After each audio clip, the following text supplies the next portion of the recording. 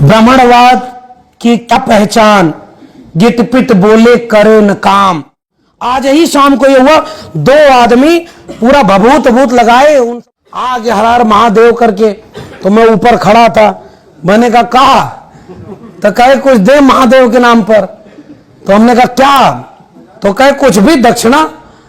तो हमने कहा कि यहां नहीं दी जाती। तो वो आदमी क्या बोला, मैं सर जानबूझ के इस बात को यहां कह रहा हूं।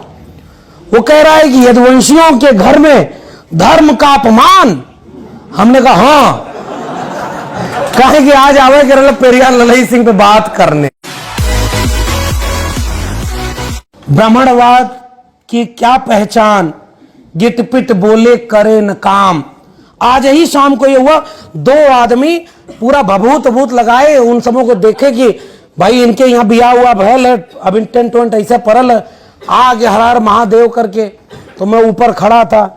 मैंने कहा तो कहे कुछ दे महादेव के नाम पर। तो हमने कहा क्या?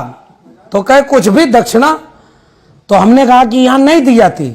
तो वो आदमी क्या बोला, मैं सर जानबूझ के इस बात को यहां कह रहा हूं। वो कह रहा है कि यदुवंशियों के घर में धर्म का अपमान। हमने कहा हाँ, कहे कि आज आवे केरल पेरियार ललई सिंह पे बात करने। तब तो हमें लगा कि यहां वो बात बोलनी चाहिए। तो हमने उससे पूछा कि भाई क्यों मांगते हो, क्या करिए वो ऐसा? तो कहे हम बाबा हैं। तो कहे मतलब? हमने कहा कौन सी डिग्री लिए हो? तो कहा डिग्री थोड़ा, हम सीधे ऊपर से उतर आए। हम लोगों की एक डिग्री, एक कागज अगर कम हो तो न नौकरी मिलेगी न एडमिशन मिलेगा। उनको बिना डिग्री के भी ब्रह्म का अवतार बना करके, भूदेव बना करके इस देश में पूजा गया। और वर्तमान हुक्मरान इस मुल्क के उसी पूजने और पुजाने की संस्कृति को बढ़ा रहे हैं। इसे मैं कह रहा हूं दिमाग को हैक करना। हमारे गौवा में 15 साल पहले 15 लोग सरकारी नौकरी में रहे, कांवड़ हुए केहू ना जात रहे।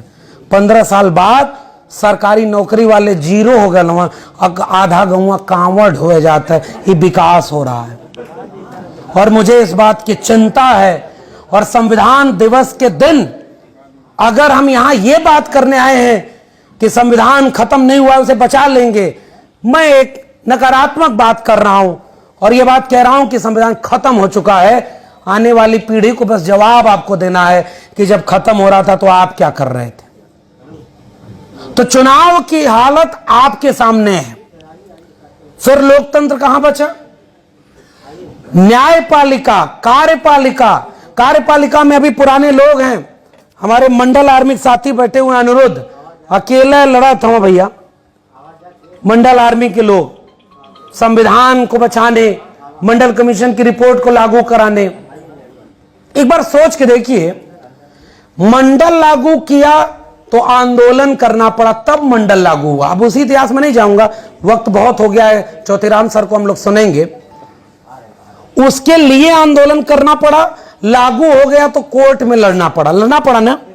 ये तो शुक्र है बीपी मंडल का कि उन्होंने इतनी शानदार रिपोर्ट बनाई थी कि 9 जजेस की बेंच में भी यह बात खारिज नहीं हो पाई कि इस देश में सामाजिक और शैक्षणिक पिछड़ेपन का आधार जाति है, इसलिए ओबीसी को आरक्षण जाति के आधार पर दिया जाएगा, आर्थिक आधार पर नहीं।